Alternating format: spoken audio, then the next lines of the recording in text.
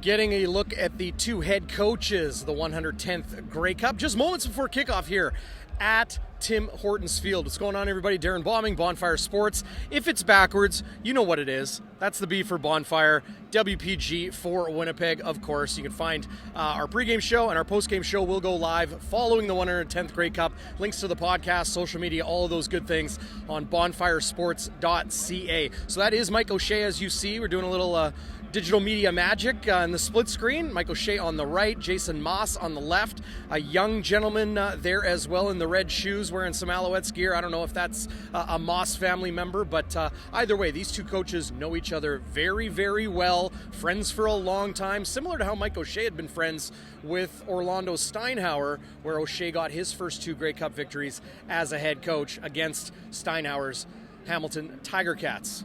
Well, I'm curious of getting some perspective on this game because so many different factors could come into play. Let's bring in this young man, Taylor Allen of the Winnipeg Free Press. TA, how you feeling? You got a big task tonight because you are going to be... Yeah, you're going to be one of the voters for most outstanding Canadian and most valuable player of the 110th Grey Cup. Before we get into that, tell me what you're feeling for a game that one team is a heavy favorite. The other, well, they played shocker a week ago against a team that had a better record than Winnipeg. I mean, the thing is, Bombers is their fourth time here in a row, right? They've been there, done that, literally on this field. 2021, they won a Grey Cup here. Great game, went to overtime. Triple tip. But Montreal, 7-game winning streak. This defense is full of ball hawks.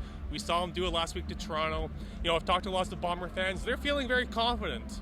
But I mean, this Montreal team, I think the recipe's there for an upset, but however, I've learned better than to count out this Blue Bomber team, so I'm liking Winnipeg tonight. Not only will you be voting, you'll be writing to Deadline for the Winnipeg Free Press, and I hope for your sake the game is minus dramatics late. For the fans out there, I hope it's some dramatics late, because that's what makes it exciting football. To me, I agree with you. The playmakers on that Montreal side, a rookie in Reggie Stubblefield, having Sutton and Marc-Antoine Dequoy at safety is incredible. Avery Ellis is a tackle machine. Tyrese Beverette, one of my favorite players to watch. But to me, I look at the other side. Everyone's talking about the Montreal defense and if they can create takeaways. But I look at the other side.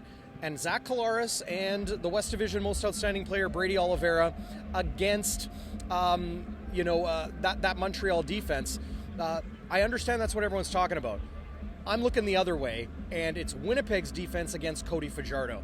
We know he has a high completion percentage. We know that their run game is important to them. And we're moments away from finding out, I guess, officially if Adam Bighill is going to play. But I think you're with me in not expecting him to go. I think they're going to put Shane Gauthier right in the middle and make it difficult for Montreal to be balanced, force Cody Fajardo to beat you with his arm. The thing is, Winnipeg has owned Cody Fajardo in recent years. He's played 2 West Finals against this team. Neither game was pretty. I think he averaged 15 points per game in those 2 meetings against the Bombers in the West Final. Oh, wow, there you go. Even better.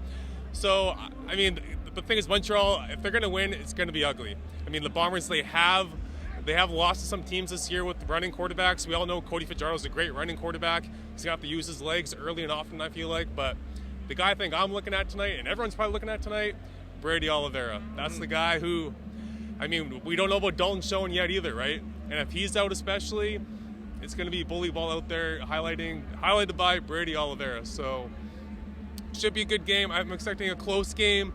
Kind of an ugly game I'm kind of expecting, DB, if I'm being honest with you. Really? But I think, I think Bombers take it in the end. So just taking a quick spin around Tim Hortons Field here as we do some fun camera work. And, there are the long snappers and the kickers. Of course, Jamison Sheehan, the punter. Here, get in here, buddy. We can snuggle in. Jamison Sheehan and Sergio Castillo, along with Winnipeg native, former Winnipeg Rifle, Mike Benson, the long snapper, who has a handful of Grey Cups to his name as well. We remember 2021 on this field, Taylor. I think it was your first Grey Cup. First Grey Cup. And Sergio Castillo, not named the most valuable player of the game. Probably should have been. 5 for 5, swirling winds. Definitely not the case today. There is a bit of a breeze here, but we know how good Montreal is on special teams. We know the struggles, of course. You've written a lot about it, of Winnipeg's special teams.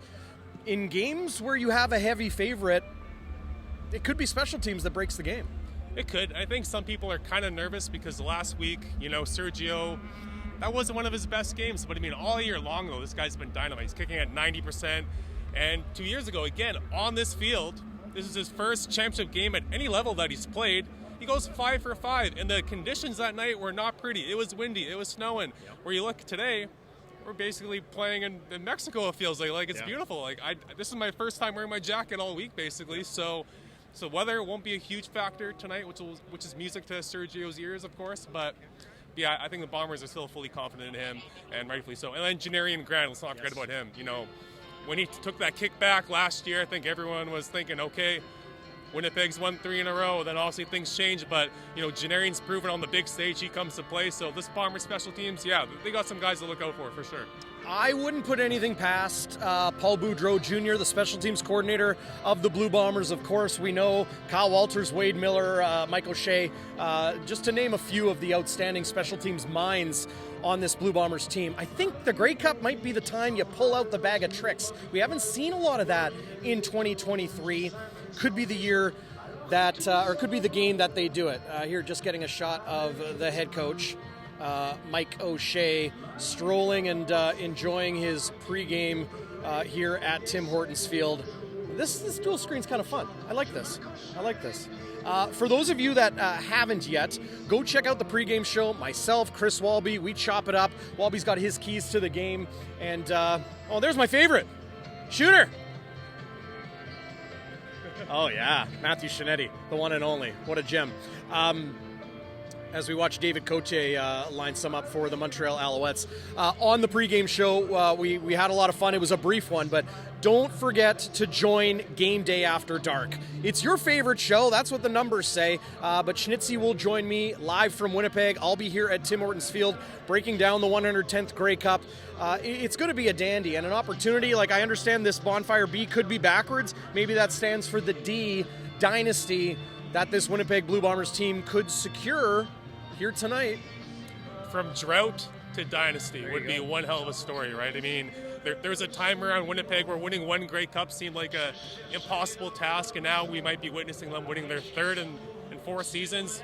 I mean, this is kind of a once-in-a-lifetime thing. I mean, maybe twice, because Bud Grant, that wasn't too long ago, for our time. Yeah. But yeah, this has just been an incredible era of Bombers football. But let's be honest here. If they lose tonight, I think people might look back and say, oh, man, 2 is great, but 3 or 4, they easily could have had. So I think there's some pressure on these guys tonight. Yeah. Well, hey, you can tell why he's the writer. From drought to dynasty, it could be. Hey, Bombers fans, CFL fans, enjoy the game. This is what it's all about. The weather is beautiful, and we're set for a real historic Grey Cup, no matter how it shakes out. Be sure to read Taylor Allen in the Winnipeg Free Press, and check out Game Day After Dark and your post-game show here on Bonfire Sports. Enjoy the game.